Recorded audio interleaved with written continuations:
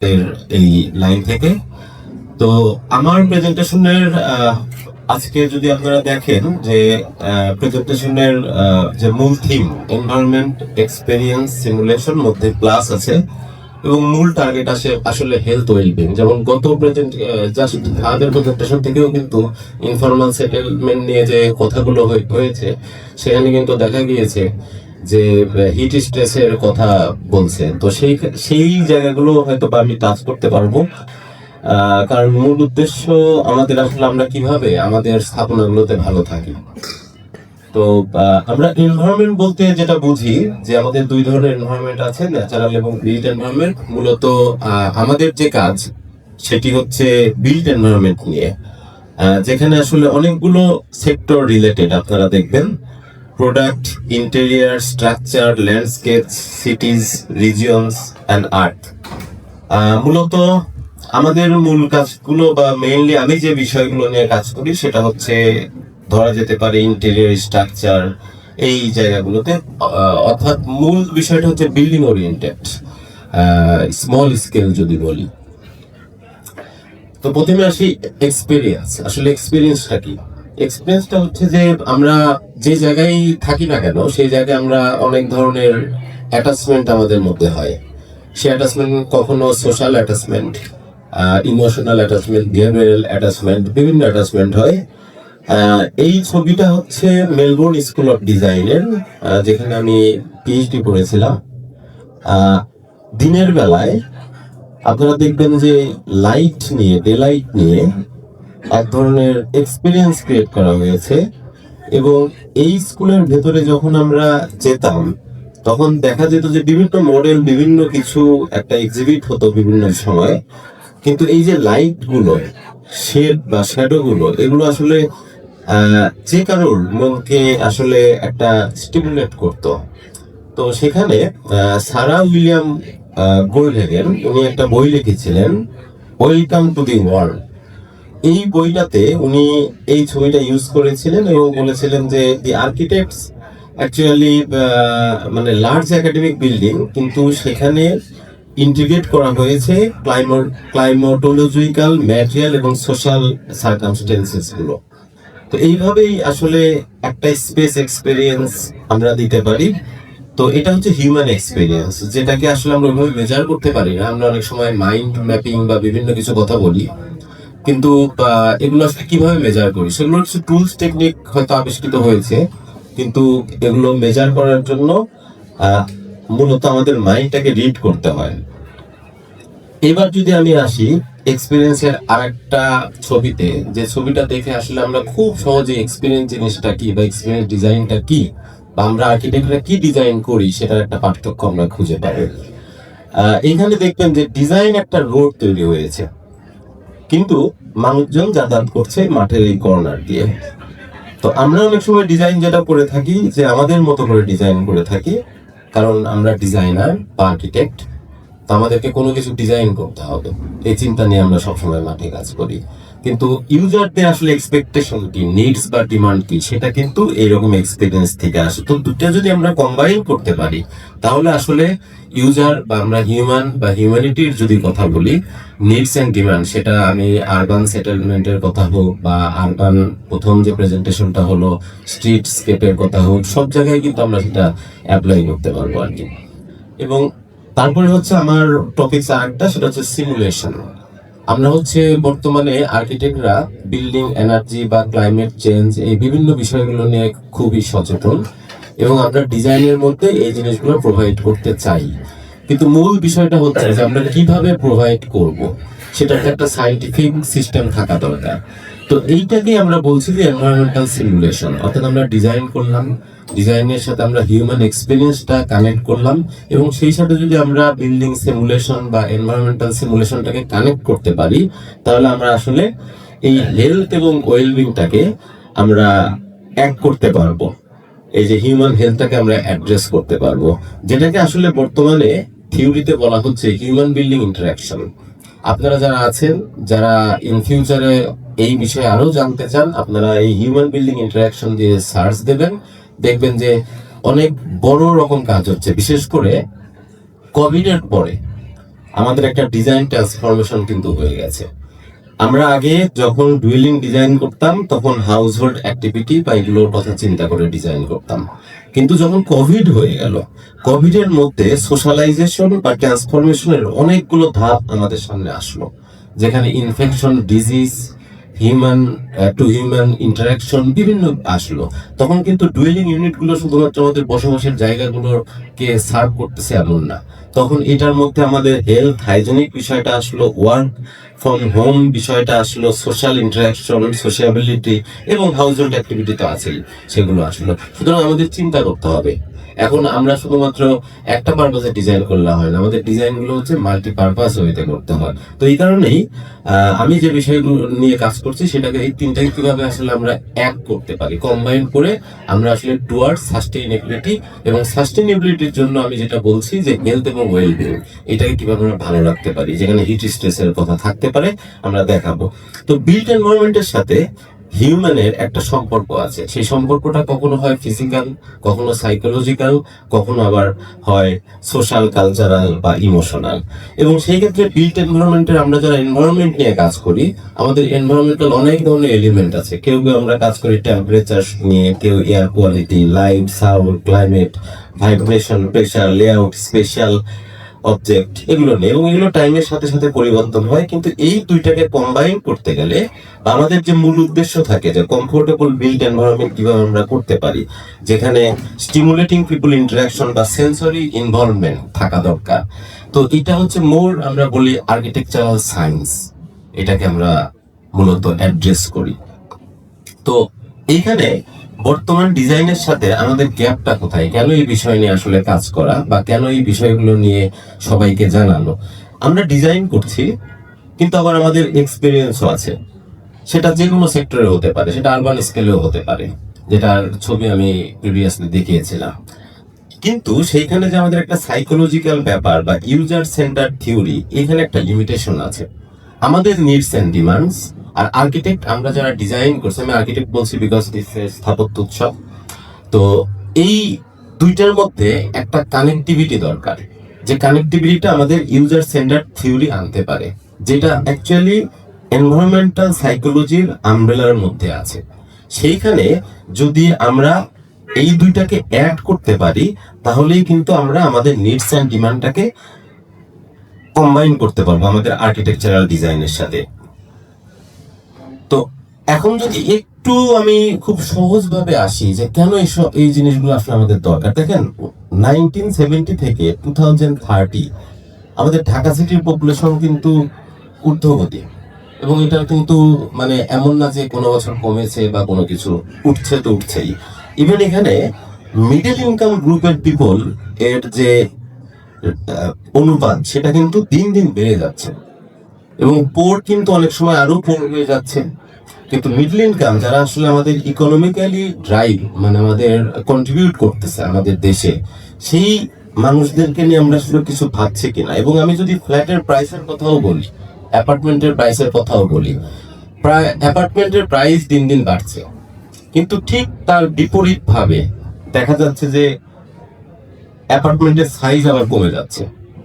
তো আমাদের একটা জায়গাতে পৌঁছাতে হবে। আমরা অনেক সময় কম্প্যাক্ট লিভিং এর কথা বলি, যে আমরা বোধহয় কম্প্যাক্ট লিভিং করলে ভালো হবে, কিন্তু আসলেও কি তাই? একটা কম্প্যাক্ট লিভিং এর মধ্যে ইভেন আমি যদি বলি যে আমি আমার ইউনিভার্সিটির কথাই যদি বলি, আমরা অনেক সময় আমরা কম্প্যাক্ট লিভিং এর মধ্যে যে এক রুমে দেখা যাচ্ছে 4 জন আছে, বা ঢাকা শহরের বা চিটাগং শহরে আমরা অনেক অ্যাপার্টমেন্ট ঘুরে দেখি যে কম্প্যাক্ট লিভিং এর নামে এমন ভাবে করে দিচ্ছে যেখানে প্রাইভেসির কোনো বিষয় থাকে না, যেখানে আলো বাতাস আসে না, শুধুমাত্র আমরা দেখি যে আমরা কত স্কোয়ার ফিট পাচ্ছি। তো এই জায়গাতে আসলে আপনার সাস্টেইনেবিলিটি নিয়ে আমরা SDGs গোল যেটা 11টা আছে, আমরা অনেক কথা বলি, কিন্তু আসলে আর্কিটেক্ট আমরা কোনটা সলভ করতে পারছি? এই জায়গাগুলো নিয়ে আসলে দেখছি। তো আমরা এরকম করে ঢাকা শহরের বিভিন্ন জায়গায় ঘুরে দেখেছি, এইগুলো আমরা অ্যাপার্টমেন্ট তৈরি করছি, আমাদের মতো কোনো আর্কিটেক্ট এগুলো তৈরি করছেন বা আর্কিটেক্টরা তৈরি করছেন, এবং সেখানে আমরা একটার পর একটা বিল্ডিং তৈরি করছি। আমাদের বিএনবিসি কোড আছে, যে কোডে বলা আছে যে চারপাশ থেকে কতটুকু জায়গা ছেড়ে দিতে হবে, আমরা শুধুমাত্র এইটুকু নিয়েই কিন্তু আছি। আমরা যখন একটা প্ল্যান জমা দেই তখন আমরা কি দেখি যে সেটব্যাক রুলসটা মূলত দেখি, কিন্তু আমরা কেউ জানি না যে বিএনবিসি কোডে এনভায়রনমেন্টাল বিষয়গুলো আছে, কিন্তু এটা আসলে কে মেজার করছে? এটা কিন্তু কেউ মেজার করছে না। আমাদের বিল্ডিং, এটা আমাদের সার্ফেস, আমরা এই জানালা দিয়ে আকাশ দেখি, এবং এইটুকু ডিজাইন করেই আমরা কিন্তু দেখবেন যে ম্যাক্সিমাম বিল্ডিং এর আমরা ফ্যাসাদ কেমন ডিজাইন করছে, রাস্তা দিয়ে যেতে গেলে আমরা সবসময় বলি এই বিল্ডিংটা সুন্দর, এই বিল্ডিংটা সুন্দর। কি দেখে বলি আমরা? বাইরে আমরা যাচ্ছি, এইরকম আমাদের ডাস্ট, ধুলোবালি, এবং সেটার জন্য কিন্তু কনস্ট্রাকশন ইন্ডাস্ট্রি অনেকটা দায়ী আমাদের দেশে। কারণ বাইরের দেশে প্রিফেব্রিকেশন বা মডুলেশন কনস্ট্রাকশন টেকনোলজি আছে, কিন্তু আমাদের দেশে কিন্তু নাই। আমরা ধুলোবালি, ইট, সিমেন্ট সবকিছু কিন্তু রাস্তায় রেখে দিচ্ছি। এটা হচ্ছে রিসেন্ট চট্টগ্রাম শহরের অ্যাপার্টমেন্টের ইনডোর এনভায়রনমেন্ট বা এয়ার কোয়ালিটির চিত্র। রিসেন্ট 2 মাস আগে এটা আমি মেজার করেছি আমরা, এবং এখানে দেখা যায় যে এই যে ঠান্ডা, মানে এটা মেজার করেছি জাস্ট এই শীতকাল আসার কয়েকদিন আগে। তখনও দেখা গেছে যে ইনডোর টেম্পারেচার 32 ডিগ্রি সেলসিয়াসের উপরে ভেতরে চলে আসতেছে, এবং 4টা নাগাদ বা 2টা নাগাদ এই টেম্পারেচারটা আরো বেড়ে যাচ্ছে। হিউমিডিটি, ডাস্ট, আমাদের ডাস্ট অ্যালার্জি বা বিভিন্ন কিছু তৈরি হচ্ছে। তো এই এবং এবং এটা কিন্তু আমাদের আউটডোর টেম্পারেচারের থেকে দেখা যাচ্ছে অনেক সময় ইনডোর টেম্পারেচারটা বেশি হয়ে যাচ্ছে, বিকজ আমরা কিচেনে রান্না করছি, সেই রান্নার প্রপারলি ভেন্টিলেশন সিস্টেম হয়তো আমরা দিতে পারছি না। আসলে এগুলো কিভাবে দিব? এবং এটার জন্য যেটা দেখা যায় আমাদের হেলথ সিনারিওতে একটা বড় ইম্প্যাক্ট পড়ছে। এটা সব আর্কিটেক্টের জানা দরকার যে আমরা যে ডিজাইন করছি হেলথ নিয়ে চিৎকার করছি, আসলে কি হচ্ছে? সবচেয়ে বেশি সর্দি কাশি বা ফ্যাটিক, এই যে সরি এই প্রবলেমগুলো সব থেকে বেশি হচ্ছে। এবং আমরা যদি হেলথ সিমটম এর ক্ষেত্রে আমরা বিভিন্ন প্যারাগ্রাফ করেছি যে বেডরুমে কেমন, ড্রয়িং রুমে কেমন, তো প্রত্যেকটা জায়গাতে দেখা যাচ্ছে যে এই ধরনের হেলথ সিমটম গুলো নিয়ে বসবাস করছে অকুপেন্টসরা। তারা ডাক্তারের কাছে যাচ্ছে, আপনারা নিজেরাই দেখছেন যে বর্তমানে আমাদের হসপিটাল এর সংখ্যা বাড়ছে, ক্লিনিকের সংখ্যা বাড়ছে, ওষুধপত্র আমরা মোটামুটি মুড়ির মতো খাই, কোনো সমস্যা নেই আর কি। কিন্তু আমরা কখনো আর্কিটেক্টরা ভাবি না যে অ্যান্টিবায়োটিক আমাদের কাজ করছে না, কিন্তু এটা যে আমাদের দ্বারাও সৃষ্ট, এটা কিন্তু আমরা অনেক সময় ভাবি না। হতে পারে সেটা 10%, বাট আমাদেরকে ভাবতে হবে। পরের গ্রাফে যাই, যে হিট স্ট্রেস, এইটা জানুয়ারি থেকে ডিসেম্বর পর্যন্ত, এর ভিতরে দেখা যায় যে মার্চ টু অক্টোবর পর্যন্ত, মার্চ বাদ দিলাম, এপ্রিল টু অক্টোবর পর্যন্ত হিট স্ট্রেসের পরিমাণ সব থেকে বেশি থাকে আমাদের দেশে। এটা এমন না যে এটা আমি তৈরি করেছি, এটা বিভিন্ন জায়গার ডাটা নেওয়া হয়েছে, এবং আমাদের এনভায়রনমেন্টাল ল্যাবের যে ইনস্ট্রুমেন্ট গুলো আছে সেই ইনস্ট্রুমেন্ট গুলো 24 ঘন্টা বসিয়ে, এবং সেই ডাটাগুলো থেকে দেখা যায় যে এইরকম ঘটনাগুলো আমরা অ্যাভারেজে বলতে পারি আমরা হিট স্ট্রেসের মধ্যে আছি। কেউ মারা গেলে বলে স্ট্রোক করছেন, খুব সহজ কথা। আমরা কিন্তু ভালো যে আমরা খুব সহজ কিছু টার্ম ইউজ করে অনেক প্রবলেমকে দূরে সরাতে পারি, কিন্তু এইটা যে আসলে হিট স্ট্রেসের কারণে হতে পারে সেটা আমরা বলি না। এইটা দেখেন, ডিজাইন রিকোয়ারমেন্ট কম্প্যারিজন, যেখানে অ্যানালাইসিস করে দেখা গেছে যে ভেন্টিলেশনের সব নিচেরটা, যেটা ভেন্টিলেশনের প্রবলেম হচ্ছে সব থেকে বেশি আমাদের। এটা ইউজার ফিডব্যাক, যে অকুপেন্টস ফিডব্যাক। রেড কালার গুলো যদি আমি যাই, নিড ডাস্ট প্রুফ ভেন্টিলেশন, অনেকজন বলেছে। এখন do you have any kind of technology that can reduce dust from the ventilation system? এখন পর্যন্ত কি আমরা এরকম কোনো প্রোডাক্ট ডিজাইন করতে পেরেছি যে আমরা এমন একটা ভেন্টিলেশন সিস্টেম বিল্ডিং এ লাগিয়েছি যেটা আসলে ডাস্ট প্রুফ করবে? করিনি বা নাই। হয়তো আছে, কিন্তু সেটা হয়তো কেনার সামর্থ্য আমার নাই, মেকানিক্যাল যেটা আছে। কিন্তু এখানে কিন্তু আমাদের আর্কিটেক্টদের অনেক বড় ভূমিকা থাকতে পারে। আমরা দেখার সৌন্দর্যের জন্য অনেক সময় অনেক স্ক্রিনিং ইউজ করি, কিন্তু আমরা আর্কিটেক্টরা জানি না স্ক্রিনিং গুলোতে ঢাকা শহর বা চিটাগাং শহরের বাইরে যে ডাস্ট গুলো আছে যেগুলো জমা হয় সেগুলো পরিষ্কার করবে। তো এগুলো কিন্তু প্রবলেম। আমরা খালি অ্যাস্থেটিক্স এর পিছনে ছুটছি, তো সেই জায়গায় আরো দেখেন যে মোর ওপেনিং চেয়েছে, কিন্তু আর্কিটেক্টরা মোর ওপেনিং দেবে কোথায়? কারণ জায়গা নাই তো, জায়গা আছে সামনে একটু, আর সেটা যদি ওয়েস্ট ফ্যাসেড হয় তাহলে তো শেষ। আর পাশে তো জায়গা নাই, পাশে আপনি টয়লেটের হাই উইন্ডো তো খুলতে পারেন না, কারণ টয়লেটের হাই উইন্ডো খুললে আপনার প্রাইভেসিতে প্রবলেম হবে, কি করবেন? তারপরে উপরে বলছে মোর ইনডোর ওপেন স্পেস, তারা চেয়েছে অকুপেন্টসরা, কিভাবে দেবেন? পার স্কোয়ার ফিটের দাম আমার মনে হয় যে আমার থেকে আপনারা ভালো জানেন যারা অ্যাপার্টমেন্টে থাকেন। তো আমরা এই জন্য আর্কিটেক্টের ডিজাইনে আমরা একটা নতুন কম্বিনেশন ট্রাই করছি, যে আমরা যদি আসলে এনভায়রনমেন্টাল ডিজাইন সবাই জানি, কিন্তু হিউম্যান এক্সপিরিয়েন্সকে যদি মধ্যে অ্যাড করি এবং এই তিনটাকে যদি আমরা কম্বাইন করি, যেটাকে আমরা বলছি এনভায়রনমেন্টাল এক্সপিরিয়েন্স ডিজাইন, যেটাকে সংক্ষেপে বলছি EXD, সেটা মেবি হেলথ এবং ওয়েলবিংকে কিছুটা অ্যাড্রেস করতে পারে। এবং এটা আমরা বিভিন্ন স্কেলে ইউজ করতে পারি, আরবান স্কেলে, প্র্যাকটিসে, রিসার্চে, বিভিন্ন জায়গায় করতে পারি। এটাতে আসি হিট স্ট্রেস, এটা আমার গবেষণা। এটা হিউম্যান বডির মানে আমরা যেরকম জ্বর আসলে কি বলি যে 100 ডিগ্রি উঠে গেছে, কিন্তু আমাদের বডির কিন্তু টেম্পারেচার সব জায়গায় সেম না। আপনারা দেখবেন যে কপালে, কাঁধে, পেটে, হাতে বিভিন্ন জায়গায় আমাদের থার্মাল কমফোর্ট গুলো ভিন্ন ভিন্ন। এইরকম প্রায় 42% উপরে, এটা জাপানে এই ল্যাবটা আছে, এখানে সেন্সর লাগিয়ে আমরা চেক করেছি যে আমাদের বডির বিভিন্ন জায়গার থার্মাল কমফোর্ট গুলো এক এক জায়গায় এক এক রকম থার্মাল, আমরা এটাকে ভোট বলি। তো আমরা যখন ফ্লোরে বসে থাকি, আপনারা একটু খেয়াল করে দেখবেন যে পা হয়তো একটু বেশি ঠান্ডা হচ্ছে, মাথাটা গরম, কপাল ঘামতেছে, কিন্তু হাতটা একটু বেশি ঠান্ডা হচ্ছে। তো এই পিওর রিসার্চ গুলো আর্কিটেকচারের সাথে রিলেট করতে হবে, এটা বোধহয় আমাদের কাজ। এবং আচ্ছা, এটা হচ্ছে কমফোর্ট ভোট বলে, যে টোটাল যদি 1 হয়, আপনার 0.37 PMV বা ভোট, এটা একটা রেশিও আছে থার্মাল কমফোর্টের। মানে ওইটার মান যদি 3.37, যখন এটা মাপা হয়েছে তখন দ্যাটস মিন এটা হচ্ছে 50.5 এর উপরে না, কিন্তু কপালে দেখেন আরো বেশি ঠান্ডা, 0.31। হ্যাঁ, মানে কম কম যেগুলো হয় সেগুলো বেশি ঠান্ডা হচ্ছে আর কি, এইরকম আর কি।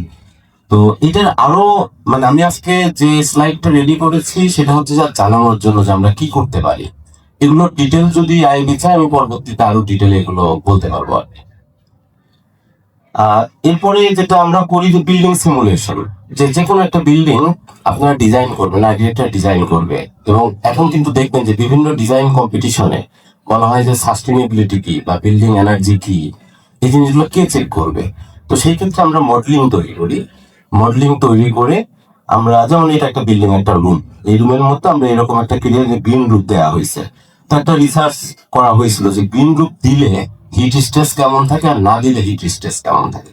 তো এটা হচ্ছে ওইটার প্লেট, যে কিভাবে সিমুলেশনটা করব। তো এটা একটু জটিল। তো এটা আমরা যেটা বলছি যে আর্কিটেকচারাল সায়েন্স, সবাইকে সবকিছু জানার প্রয়োজন নাই, বাট আর্কিটেক্টর যখন ডিজাইন করছে তার স্থাপনাগুলো, তখন কিন্তু আমাদের কাছ থেকে এই সাপোর্ট গুলো নিতে পারে। আমরা বলে দিতে পারি যে না, এই স্পেসটা কমফোর্ট আছে, এই স্পেসটা কমফোর্ট না। তখন কিন্তু সে তার যে স্পেসটা কমফোর্ট না, সেগুলো কিন্তু আমরা রিডিজাইন করতে পারে বা রিইভ্যালুয়েট করতে পারে। এটা আসলে কম্বাইনলি কাজ করতে হবে। যেমন সিমুলেশন, বিভিন্ন ফ্লোরে আমার ডে লাইট কেমন আসছে এবং কেমন, কোথায় কি হিটের জোন ক্রিয়েট হচ্ছে, সেগুলো কিন্তু আমরা দেখতে পারি, এইভাবে ভিজুয়ালাইজেশন করে দেখতে পারি। আমরা বিভিন্ন জায়গাতে, যেমন আমরা ইন্ডাস্ট্রিগুলোতে মূলত হচ্ছে স্টিল দিয়ে বানাই, কিন্তু দিনের বেলায় স্টিল গুলো যে পরিমাণ হিটেড হয়ে থাকে এবং রাত্রেবেলায় যদি পর্যাপ্ত পরিমাণ ভেন্টিলেশনের সিস্টেম না থাকে এবং রুফের হাইট যদি বেশি না থাকে, এখানে যে ওয়ার্কাররা কাজ করে, বিশেষ করে গার্মেন্টস ওয়ার্কাররা, তখন কিন্তু অনেক বেশি হিটেড স্পেস তৈরি হয়। তো এখন যদিও আমাদের দেশের গার্মেন্টস ওয়ার্কাররা এই ধরনের ফ্লোরের নিচেই কাজ করছে, বাট অনেক স্টিল ইন্ডাস্ট্রি দেখবেন আবার রাত্রেবেলা এরা খুব দ্রুত কুল হয়ে যায়। But what about the day time? যেমন এই একটা গার্মেন্টস ইন্ডাস্ট্রিতে আমরা গিয়েছিলাম, এবং এই গার্মেন্টস ইন্ডাস্ট্রি সিমুলেশন করে দেখলাম ম্যাক্সিমাম জায়গা হচ্ছে অন্ধকার। যেগুলো একটু রেড রেড দেখবেন ওই সাইডে, সেগুলোতে একটু ডে লাইট আসতেছে, কারণ উইন্ডো গুলো ডিজাইন করা হয়েছে এবং খুব সুন্দর করে ডিজাইন করা হয়েছে। হয়তো বাইরে থেকে ভালো লাগছে, কিন্তু ডে লাইট এন্ট্রি করতে পারতেছে না ঠিক মতো। তো বেসিক প্রবলেমটা হচ্ছে এই জায়গাতে, এই জায়গাগুলোতে আমাদের একটু ঠিক করতে হবে। যেমন এইটা দেখেন, এইটা হচ্ছে আপনার একটা ইন্ডাস্ট্রি ফ্লোর। এইটাকে সিমুলেশন করে দেখা গেছে, এটা রিয়েল ছবি, দেখেন সিমুলেশন ছবি মিল পাবেন, যে এই জায়গাগুলোতে লাইট পড়ছে, বাকি জায়গাগুলোতে লাইট নেই। অথচ আমরা রুফ লাইট দিয়ে রাখছি, কিন্তু সেই রুফ লাইট গুলো ঠিক মতো কাজ করছে না। তো আমাদের উদ্দেশ্যটা থাকবে হচ্ছে যে এই জিনিসগুলো যেন ঠিকঠাক মতো কাজ করে। হয়তো এটার হাইট কমিয়ে, হাইট বাড়িয়ে, কিংবা হচ্ছে এটা ওপেনিং সেট একটু ডিজাইনটাকে অন্যভাবে করলে দেখা যাচ্ছে ডে লাইট গুলো বিভিন্ন জায়গায় যাবে। এবং এই ডে লাইটের কারণে আপনার ভেতরের কিন্তু দিনের বেলার ডে টাইমে টেম্পারেচার কিন্তু মোটামুটি হাই ভেতরে। তখন আমরা এটাকে যেটা করি, যে আমরা বিভিন্ন প্যাটার্নে এগুলো ডিজাইন করার চেষ্টা করি। করার মানে এটার অনেক প্যারামেট্রিক সিমুলেশন হয়েছিল। তারপর আমরা একটা প্রপোজ করেছিলাম আর্কিটেক্টদের, যে না আপনারা বোধহয় সলিউশনটা এরকম করে বললে আপনাদের বেটার হবে। দেন আর্কিটেক্ট যে ডিজাইন করছে সে ডিসিশন নিতে পারে যে না, বাট তাকে আসলে জানানো দরকার যে না এটা আপনি করলেন, এটাতে আসলে এরকম ঘটনা ঘটছে। ইভেন যদি আমরা উপরেরটাতে দেখেন, আমরা কোনো মানে কোর্টইয়ার্ড রাখিনি। আমরা যে কোর্টইয়ার্ডের কথা বলি, এই নিচেরটাতে কোর্টইয়ার্ড রাখা হয়েছে, তখন কিন্তু টেম্পারেচারের কোয়ালিটি এবং ডে লাইটের কোয়ালিটি চেঞ্জ হয়ে গিয়েছে, এবং আমরা ইভ্যালুয়েট করতে পারি। তো এটি হচ্ছে ভিজুয়াল পারফরমেন্স অ্যানালাইসিস, যেটাকে আমরা এনভায়রনমেন্টাল অ্যানালাইসিস বলি। যেটা আসলে এই যে আমি যে বলছিলাম যে এনভায়রনমেন্ট, এক্সপিরিয়েন্স এন্ড সিমুলেশন, এই সিমুলেশনের পার্ট, এটাকে ডিজাইনের সাথে ইন্টিগ্রেট করতে হবে। করলে আমরা আসলে অনেক কিছু দেখতে পারবো। যেমন এটা একটা ডিজাইন, এটা আমারই একটা ডিজাইন। সেই ডিজাইনে আমার টার্গেট ছিল যে এটাকে প্লাস অক্সিজেন করা। কিভাবে করব সেটাকে অনেক কম্বিনেশন পারমিটেশন করে ফাইনাল একটা রেজাল্ট নিয়ে এসেছিলাম। ওই দিকের গ্রাফ যদি দেখেন, গ্রিন রুফ বা গ্রিন ফ্যাসাদ দিয়ে, এটা বিল্ড প্রজেক্ট না, এটা হচ্ছে একটা আইডিয়া প্রজেক্ট, যে কিভাবে আমরা একটা বিল্ডিং কে বা একটা স্থাপনাকে প্লাস অক্সিজেন করতে পারি, যেখানে কোনো এনার্জি মানে নষ্ট হবে না। তখন দেখা যাচ্ছে যে আমি শুধুমাত্র রেড আর গ্রিন, শুধুমাত্র ওই রেডটাকে আমি, ওইটা হচ্ছে এনার্জি লস, ওইটুকু এনার্জি আমার লস করতে হচ্ছে এই বিল্ডিং, যদি প্রপারলি এই ধরনের টেকনোলজি গুলো ইউজ করি এই স্থাপনার জন্য। এইভাবে আমরা ডিজাইনের সময় আচ্ছা, এই রুমটা হচ্ছে অ্যাকচুয়ালি, ও রুফটা হচ্ছে আপনার, এইটা হচ্ছে টিন, মানে আমাদের যে প্লাস্টিকের যে টিন আছে সেইটা, কিন্তু নিচে ফয়েল আছে, ফয়েল পেপার আছে। এটার একটা ইন্টারেস্টিং পার্ট ছিল, সেটা হচ্ছে যে ফ্লোর যেটা আছে, সেই ফ্লোরের নিচে হচ্ছে পার্টের কিছু এলিমেন্ট দেওয়া ছিল। এই পার্টের এলিমেন্টটা, জুটের এলিমেন্টটা অ্যাকচুয়ালি একটা অংশ ঝুলানো ছিল হচ্ছে পুকুরের ভেতরের পানিতে, যে কারণে এই পানিটা আস্তে আস্তে রেডিয়েটিভ হয়ে ফ্লোরের নিচে চলে যেত, একটু ভেজা থাকতো, সেখানে আবার একটা এয়ার গ্যাপ তৈরি করা হয়েছিল। তখন দেখা যাচ্ছে যে ফ্লোরটা একটু ঠান্ডা থাকতেছে। এগুলো সব এক্সপেরিমেন্ট। আইডিয়ালি মানে এটা মানে হতে নাও পারে, বাট আমাদের যেটা দায়িত্ব আর কি, যে টেকনোলজি তৈরি করে দেয়া। এবং এটা যখন অ্যানালাইসিস করা হয়েছে, তখন দেখা গেছে যে আসলে জানুয়ারি, ফেব্রুয়ারি, মার্চ, এপ্রিলে কোন সময় আসলে কত আমার এনার্জিটা লস হচ্ছে বা কত এনার্জিটা প্রডিউস হচ্ছে, সেটাকে কিভাবে করি, এটা আমরা এইভাবে গ্রাফ করে আমরা এটা তৈরি করেছিলাম। সোলার প্যানেল আসলে বিল্ডিং ডিজাইনের সাথে ইন্টিগ্রেট করা যায় কেন কেন কিনা, কারণ আমরা হচ্ছে সোলার প্যানেলগুলো শুধু রুফটপে দিয়ে দিই, কিন্তু এটাকে যদি আমরা ফ্যাসাদ বা ডিজাইনের মধ্যে এলিমেন্ট হিসেবে ইন্টিগ্রেট করতে পারি, তাহলে হয়তো আরো ভালো পারফরমেন্স দেবে। এবার আসি এগুলো নিয়ে আমরা কি কি কাজ করছি। যেমন আমি আমাদের চুয়েটের আর্কিটেকচার ডিপার্টমেন্টে এনভায়রনমেন্টাল ল্যাব আছে, এগুলো আমি জানি না আমার এখানে স্টুডেন্টরা কেউ কেউ আছে কিনা, তাদের মাধ্যমে সহায়তা এই কাজগুলো আমরা করেছিলাম। যেমন হচ্ছে আমরা চটকে মানে পাটকে যদি এয়ার গ্যাপের ভিতরে ইনসুলেশন হিসেবে ইউজ করি, তাহলে আসলে কি ঘটবে, কারণ পাট তো আসলে আমাদেরকে বিভিন্ন জায়গায় ইউজ করতে হবে, এবং এটা আমরা কিন্তু ইউজ করতে পারি। যেমন আমরা হচ্ছে বাইরের দেশে দেখি ফোম ইউজ করি, কিন্তু আমাদের দেশে কিন্তু আমরা কোনো ক্যাভিটি ওয়াল বা কোনো কিছু ইউজ করি না, আমরা 5 ইঞ্চি 10 ইঞ্চি ওয়ালের মধ্যে চলে গেছি। কিন্তু যদি এয়ারগ্যাপের ভেতরে যদি আমরা কোনো জুট ফাইবার বা কোনো ইভেন সেই জুটগুলো হচ্ছে অনেক সময় গার্মেন্টস ফ্যাক্টরিতে দেখবেন যে এটাকে বলা হয় যে পাটের ঝুরা বা সামথিং কিছু বলা হয় আর কি। তো এগুলো যদি ইউজ করা হয়, আমরা দেখছিলাম যে ল্যাবে এই ইনস্ট্রুমেন্ট গুলো ইউজ করে weather station, thermal imaging camera বা বিভিন্ন কিছু, যে আসলে টেম্পারেচারের ভেরিয়েশনটা কেমন হয়, ওইখান থেকে আমরা একটা আউটপুট পেয়েছি। তারপরে এইটা একটা কিচেন, ওইটা কিচেনের আসল ছবি, এটা কিচেনের থার্মাল ইমেজিং ক্যামেরা দিয়ে তোলা। দেখেন আমরা যখন রান্না করি তখন আসলে আমাদের কিচেনের অবস্থাটা কি হয়, কোথায় কোন জায়গায় হিটটা তৈরি হচ্ছে। তো এইটা যদি আমি জানি, আমি কিন্তু যখন ডিজাইন করব, আমি কিন্তু তখন ডিজাইনের ক্ষেত্রে ম্যাটেরিয়াল ইউজ গুলা কিন্তু সেভাবে আমরা করতে পারি। যে আমি যখন রান্না করছি, যখন হিটারটা বা স্টোভটা জ্বালানো আছে, তখন হিটটা কোন জায়গা থেকে, ওই যে দেখেন উপরে যে ভেন্টিলেটরটা আছে ওই জায়গায় জড়ো হচ্ছে, এবং ভেন্টিলেটরের এই জায়গায় যে ম্যাটেরিয়াল গুলো আছে, এই ম্যাটেরিয়াল গুলোতে আমরা অনেকেই ইন্টেরিয়র ডিজাইনের নামে দেখা যাচ্ছে উড দিয়ে বা বিভিন্ন বোর্ড দিয়ে কাজ করি। আমরা বলি যে আগুন লাগলে সাবধান, এটা আমরা বলি, এবং এটাও আমরা বলি যে মানে অগ্নি নির্বাপন নীতিমালা বিভিন্ন কিছু আছে। বাট আমাকে যদি কেউ ইন্টেরিয়র করতে দেয়, আপনি বড় বড় অফিস টফিসে যান, যে কোনো জায়গায় যান, দেখবেন ওয়াল থেকে শুরু করে এত মানে কাঠ বা বোর্ড ইউজ করে ডিজাইন করা হয়, একটা জায়গাতে আগুন লাগলে পুরো বিল্ডিং জ্বলে যায়। তো এই ম্যাটেরিয়াল ইউজের ক্ষেত্রেও কিন্তু আমাদের এই জায়গাগুলোকে চেক করতে হবে, ঠিক করতে হবে। এটা হচ্ছে আরেকটা এক্সপেরিমেন্ট, যে এক্সপেরিমেন্টটা হচ্ছে সবাই যদি আমরা একটু হাতে ফু দেই, দেখবেন ঠান্ডা, কিন্তু হা করে যদি ফু দেই গরম। তাই একই সোর্স, তো অর্থাৎ সোর্সটা যদি ইনলেটেড সোর্সটা যদি ছোট হয়, তাহলে কিন্তু ভেতরে যে বাতাসগুলো আসে সেগুলো কিন্তু ঠান্ডা হয়। এটা কিন্তু আমাদের বেসিক জিনিস। এই জিনিসটাই ভেঞ্চুরি ইফেক্ট আমরা এটাকে বলি। আমরা সবাই আর্কিটেকচার থেকে যদি পড়াশোনা যেহেতু করেছি, আমরা কিন্তু এটা সবাই জানি। কিন্তু আমরা ওপেনিংস কি করি, ক্রস ভেন্টিলেশনের নামে দেখবেন দুই পাশে সমান অ্যাঙ্গেলে জানলা দিয়ে দিছি, এতে ভেতরে প্রেশারটা ক্রিয়েট হয় না। কিন্তু যদি আমি ইনলেট যদি একটু ছোট করি, আউটলেট যদি একটু বড় করি, দেখবেন বাতাসের ক্রস ভেন্টিলেশনের ফ্লোটা একটু ভালো হয়। তো এইগুলো ছোট ছোট বিষয় আছে যেগুলোকে আমরা বিল্ডিং সায়েন্স বা আর্কিটেকচারাল সায়েন্স বলি, সেই বিষয়গুলো আমরা আসলে সচেতন থাকি না। এটা আমরা এই জন্য এই যে পেট বোতল যেগুলো আছে, বোতল দিয়ে আমরা এই এক্সপেরিমেন্ট গুলো করেছিলাম। এই যে ভেতরে ভেতরে সেন্সর বসে করেছিলাম। উপরের ওইটা একটা ওয়াল, এবার ওই দিকে একটা ওয়াল, এই ওয়ালে এইটা ওয়াল,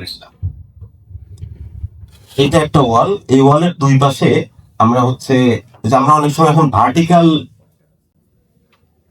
আছে, আচ্ছা ভার্টিক্যাল ওয়াল দুই পাশে আমরা অনেক সময় ভার্টিক্যাল স্লিপ দেই, এখন ম্যাক্সিমাম ডিজাইনে দেই। কিন্তু এইটা দিয়ে আসলে এয়ার ফ্লোটা কেমন হয় সেইটা দেখার জন্য আমরা ওই এক্সপেরিমেন্টটা করেছিলাম আমাদের ডিপার্টমেন্টে। তারপর হচ্ছে গ্রিন রুফ যখন আমরা দেই, এই গ্রিন রুফে আমরা এরকম চেম্বার তৈরি করেছিলাম, একটা হচ্ছে গ্রিন রুফ ছাড়া, একটা গ্রিন রুফ দিয়ে, মাঝখানে টেম্পারেচারটাকে আমরা কনস্ট্যান্ট রেখেছিলাম থার্মোমিটার বা বিভিন্ন কিছু বসিয়ে। তারপর গ্রিন রুফ দিয়ে আর গ্রিন রুফ ছাড়া আমরা মেজার করেছিলাম যে আসলে ইনডোর টেম্পারেচারের কি পরিবর্তন হয়। এটা অনেক সেশন এলোর বা বিভিন্ন কিছু হওয়ার পর এগুলো করেছিলাম। তো আমি এখন আমার ডিপার্টমেন্টের কথাই বলবো, যে আমাদের ডিপার্টমেন্টে আসলে সেই ফ্যাসিলিটিস গুলো এখন আছে, যেটা এনভায়রনমেন্টাল ল্যাব বলছি, যে আমরা যে কোনো বিল্ডিং, আমি প্রথমেই বলে নিয়েছি যে আমি আসলে আজকের প্রেজেন্টেশনটা আসলে যেহেতু একটা প্রফেশনাল অর্গানাইজেশনাল ইনস্টিটিউশনের প্রেজেন্টেশন দিতে এসেছি, সুতরাং আমার প্রেজেন্টেশনটা not more research oriented, but আসলে আমরা কি করতে পারি আর্কিটেক্টদের জন্য, যেখানে আর্কিটেক্টরা সাপোর্ট পাবে। তো যে কোনো বিল্ডিং, সেটা এক্সিস্টিং বিল্ডিং হোক, ডিজাইন বিল্ডিং হোক, কিংবা পোস্ট ইভ্যালুয়েশন হোক, আমরা কিন্তু এই আমাদের যে বিভিন্ন ইনস্ট্রুমেন্ট গুলো আছে সেগুলো দিয়ে কিন্তু আমরা মেজার করতে পারি, সেটা ডিজাইনের সময়, ডিজাইনের প্রসেসের সময়, ডিজাইনের আগে এবং পরে, এবং সেখানে আমরা একটা রিপোর্ট তৈরি করে দিতে পারি, যে বা আর্কিটেক্টের সাথে কাজ করতে পারি যে এইভাবে কাজ করেন, এভাবে দেন, তাহলে আপনার বিল্ডিং এর কমফোর্ট লেভেলটা ভালো হবে। এবার আসি বাংলাদেশ বিএনবিসি, যেটা 2021-এ বৃহস্পতিবার ফেব্রুয়ারি 11-তে বাংলাদেশ গেজেট হিসেবে হয়েছে। সেখানে পার্ট 3 বিএনবিসিতে চ্যাপ্টার 4 একটা নতুন চ্যাপ্টার অ্যাড হয়েছে, এনার্জি এফিশিয়েন্ট এন্ড সাস্টেইনেবিলিটি। এই চ্যাপ্টারের ভেতরে বলেই দেয়া আছে যে আমাদের বিল্ডিং এ একটা নতুন অ্যাড হয়েছে, যে এইটার মধ্যে এনভায়রনমেন্টাল কোন বিষয়গুলো আমাদেরকে দেখতে হবে এবং বিল্ডিং এর মধ্যে অ্যাড করতে হবে। আমরা প্রথমে আমি আমার লেকচারের প্রথমেই বলে নিয়েছিলাম, আমরা শুধুমাত্র সেটব্যাক রুলস, কতটুকু জায়গা ছাড়লাম, এইগুলো দেখছি। যেহেতু এটা বিএনপিসি অ্যাড হয়েছে, আমি আইবি কে আজকের প্রেজেন্টেশনের মাধ্যমে অনুরোধ করব, যেহেতু এটা আমাদের অ্যাড হয়েছে, হোয়াট অ্যাবাউট ঢাকা বা জানি না, যেহেতু আমি চট্টগ্রামে প্রেজেন্টেশন দিচ্ছি, আমাদের চিটাগাং এর সিটিএ যখন বিল্ডিং অ্যাপ্রুভ করছে তখন এই চ্যাপ্টারটাকে ঠিক মতো দেখছেন কিনা, কিংবা আইবি চট্টগ্রাম এই চ্যাপ্টার বা এই বিষয়গুলো দেখার জন্য যদি মনে করে কোনো সেমিনার বা কোনো কিছু আর্কিটেক্টদের শেখানো, কারণ এখানে অনেকগুলো পয়েন্ট আছে। যেমন আমরা একটা তৈরি করেছিলাম ঢাকা আইবি, মানে আমাদের যে আইবি সেন্টার, নেস্কো ডিজাইন কম্পিটিশনে আমরা একটা টুল কিট তৈরি করেছিলাম, যেটাকে বলা হয়েছিল প্যাসিভ ডিজাইন টুল কিট। এখানে আর্কিটেক্ট ডক্টর খন্দকার সাবির আহমেদ, আবু তৈয়ব, মোহাম্মদ শাহজাহান এবং আমি ডক্টর সজল চৌধুরী, আমরা তিনজন আইবি থেকে আমাদেরকে দায়িত্ব দেওয়া হয়েছিল নেস্কো ডিজাইন কম্পিটিশনে। যেহেতু সাস্টেইনেবিলিটি ডিজাইন চাই, তো তাদেরকে একটা রিপোর্ট জমা দিতে বলা হয়েছিল। তখন আমরা এই বিএনবিসি থেকে আমরা একটা টুল কিট ডেভেলপ করেছিলাম, যে এই 17টা পয়েন্ট আপনি ডিজাইন জমা দিলে 17টা পয়েন্টের অ্যানালাইসিস আপনাকে দিতে হবে এবং কিভাবে দিতে হবে সেগুলোও করে দিয়েছিলাম। এটা ওই ডিজাইন পর্যন্তই, ওখান পর্যন্তই স্টপ আছে। তারপরে আমাদের আসলে কথা ছিল যে এইটার বিভিন্ন জায়গায় ওয়ার্কশপ করানো, কারণ আর্কিটেক্টদের তো জানাতে হবে বিষয়গুলো। তো তারপর এটা হয় নাই। তো যাই হোক, আমাদের আসলে বিল্ডিং এনভায়রনমেন্টাল প্যারামিটার্স মতো অনেক বিষয়গুলো আছে, যেটা বিএনবিসি কোডেও এখন অ্যাড করে দিয়েছে, এবং হয়তো আজ থেকে পরবর্তীতে আমরা বাংলাদেশ গ্রিন বিল্ডিং রেটিং সিস্টেমও হয়তো আমরা পাবো। তখন আসলে আমরা কি করবো, আমরা সেই প্রফেশনাল তৈরি করছি কিনা। ইউএস গ্রিন বিল্ডিং কাউন্সিল প্রথম গ্রিন বিল্ডিং রেটিংটা করে, যেটাকে আমরা লিড বলি। কিন্তু এখন আরেকটা অর্গানাইজেশন, ওয়েল বিল্ডিং ইনস্টিটিউট, যেটা আসলে হেলথ এবং ওয়েলবিং কে সব থেকে বেশি প্রায়োরিটি দিচ্ছে, এবং এগুলো কিন্তু গ্লোবাল। বাংলাদেশেও কিন্তু 2-4 জন আছেন যারা হচ্ছে লিড অ্যাক্রিডিটেড বিভিন্ন বিল্ডিং লিড সার্টিফাইড করছেন। তো এই বিষয়গুলো নিয়ে আমরা আসলে বাংলাদেশে এখন পর্যন্ত সিবিডি বা আমরা যেগুলো করি সেগুলো কিন্তু আমরা ঠিকঠাক মতো করছি না। বিশেষ করে আমি প্রায়োরিটি দেবো বিএনবিসি কোডের যে বিষয়গুলো আছে, এগুলো নিয়ে আমি অনেক লেখালেখি করি আমার কাজেই, আর্কিটেকচারাল সায়েন্স বা ইভেন দেখেন integrated environmental assessment in building plan approval, এগুলো নিয়েও লেখালেখি করেছি। রাজুক বা বিভিন্ন জায়গা থেকে কল করেছে, কিন্তু ওই পর্যন্ত এটা আসলে ইনিশিয়েটিভ নেয়ার বা অ্যাকশন নেবল করার আসলে ফাইনাল কোনো আউটপুট হয় না।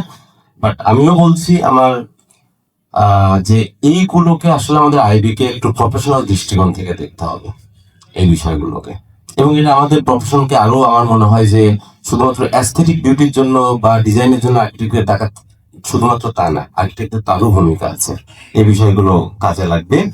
তো থ্যাংক ইউ যে এইটা নিয়ে আইবি তে এর আগে একটা টপিকস নিয়ে করেছিলাম, একটা শর্ট কোর্স করছি।